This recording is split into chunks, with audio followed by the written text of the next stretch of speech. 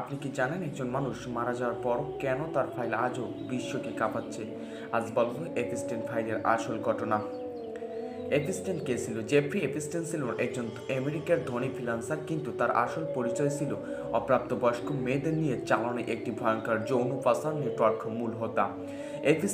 এপিস্টেন file মানে কোনো একটি মাত্র ফাইল নয়, এর মধ্যে আছে আদালতের নথি, ভিকটিমদের জবাববন্দি এবং সেই সব প্রভাবশালী মানুষের নাম যারা এপিস্টেনের সঙ্গে যোগাযোগ ছিল। ভিডিওফাইল আইল্যান্ডে এপিস্টেনের একটি ব্যক্তিগত দ্বীপ ছিল, লিটল স্টিভ জেমস আইল্যান্ডে।